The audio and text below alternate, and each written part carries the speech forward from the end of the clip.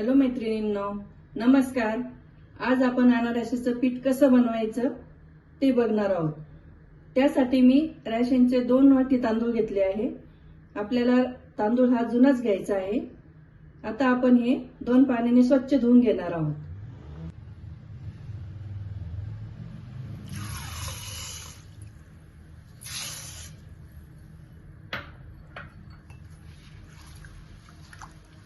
आता आपल्याला हा तांदूळ स्वच्छ धुवून घ्यायचा आहे। आपण यातलं पाणी काढून टाकू। आता आपण पुन्हा पाणी टाकणार आहोत आणि आपण हे तांदूळ स्वच्छ धुवून घेणार आहोत। तांदूळ आपण हे स्वच्छ 2 पाण्याने धुवून घेतले आहे। आता आपण यामध्ये पाणी घालून घेणार आहोत। आपल्याला हे रोज सकाळी 3 दिवस पाणी बदलायचं आहे। आता आपल्याला हे तांदूळ टाकून 3 दिवस झाले आहे।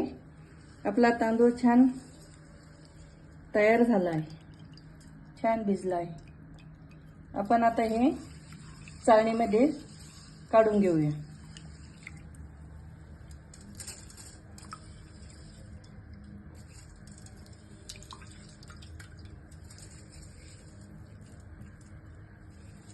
आता आपल्याला हे तांदूळ सुकून घ्यायचे आहेत।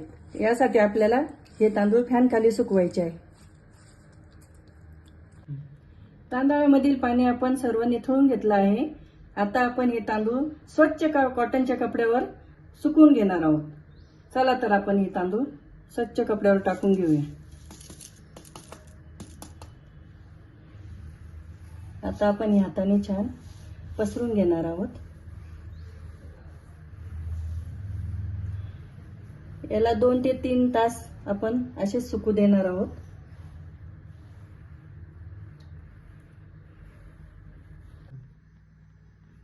आता आपले तांदूळ छान कोरडे झाले आहेत।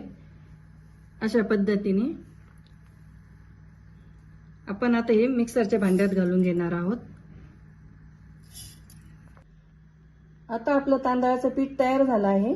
आपण आता याला चाळणीने छान चाळून घेणार आहोत।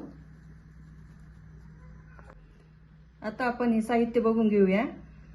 आपण अनारसाचं तांदळाचं पीठ बनवलं आहे, ते आपण 2 वाट्या घेणार आहोत। 2 वाट्या अनारसाचं पीठ, 1 वाटी गूळ घेणार आहोत। गूळ आपल्याला हा चांगला मिक्स करून घ्यायचा आहे। याला व्यवस्थित आपण मिसळून घेऊया।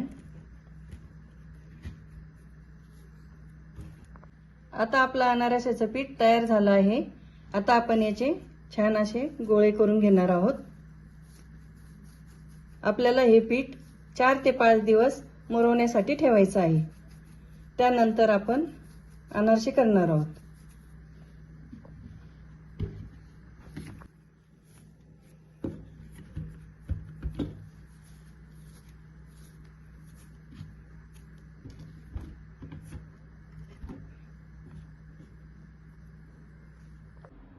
आपलं अनारसाचं पीठ आता छान तयार झालं आहे। आपण हे 5 दिवस असंच डब्यामध्ये घालून झाकून ठेवलं होतं। आता आपण याचे अनारसे बनवणार आहोत। तर यासाठी आपल्याला थोडंसं दूध लागणार आहे। आपण यामध्ये थोडं दूध घालून घेऊया। तर आपल्याला हे अगदी थोडंसंच घालायचं आहे। आपण याला छान असं मऊ करून घेणार आहोत। अशा पद्धतीने आपल्याला हे पीठ बनवून घ्यायचं आहे। याला दुधाचा अगदी कमीत कमी वापर करायचा आहे। तुम्ही थोडं जरी जास्त दूध टाकलं तर तुमचे हे अनारसाचं पीठ पातळ होऊ शकतं। त्यासाठी आपल्याला थोडंसं पीठ बाजूला काढून ठेवायचंय। चुकून कमी जास्त झालं की आपण ते त्यामध्ये ऍड करणार आहोत। आता आपण या अनारसाच्या पिठाचे अशा पद्धतीने गोळे बनवून घेणार आहोत। इकडे आपण तेल तापायला ठेवलं आहे। तेल छान आपलं तापलं आहे। आता आपण अनारसे बनवून घेऊया। त्यासाठी मी खसखस घेतले आहे। त्यावर आपल्याला हे गोळे ठेवून घ्यायचे आहे आणि अशा पद्धतीने आपल्याला हा अनारसा बनवून घ्यायचा आहे।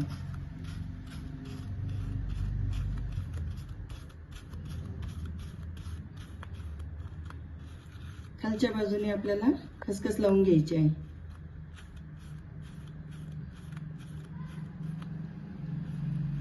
आता आपण अनारसा कढईमध्ये घालून घेणार आहोत आणि खसखस ज्या साईडने लावली आहे ती बाजू आपल्याला अशी वरतून टाकायची आहे.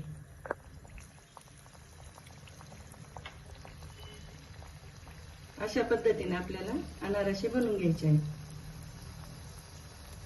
अगदी असा अनारसा वरती आला की आपल्याला त्यावर असं तेल घालून घ्यायचं आहे.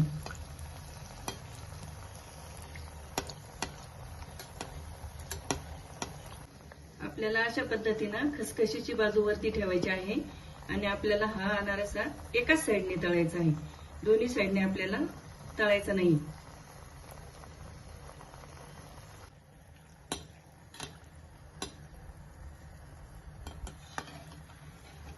आपल्याला आता अशा पद्धतीनं अनारसे बनवून घ्यायचे आहे. याचं एक्स्ट्राचं तेल आपल्याला अशा पद्धतीनं काढून घ्यायचं आहे.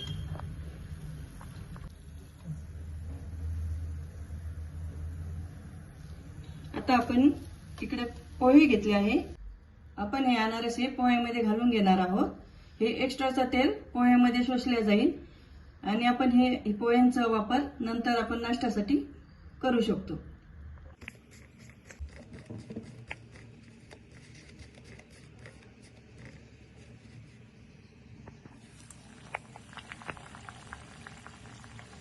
आपल्याला गॅस हा कमीच ठेवायचा आहे. अगदी मंद आचेवर आपल्याला हे अनारसे बनवायचे आहे. अशा पद्धतीने आपल्याला यावर तेल घालून घ्यायचं आहे.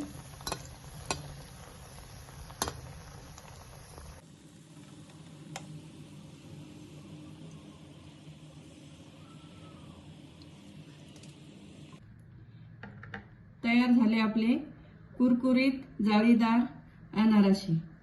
तर मैत्रिणींनो, कशी वाटली माझी रेसिपी कमेंट करून नक्की कळवा. लाईक करा, शेअर करा, सबस्क्राईब करायला विसरू नका. धन्यवाद.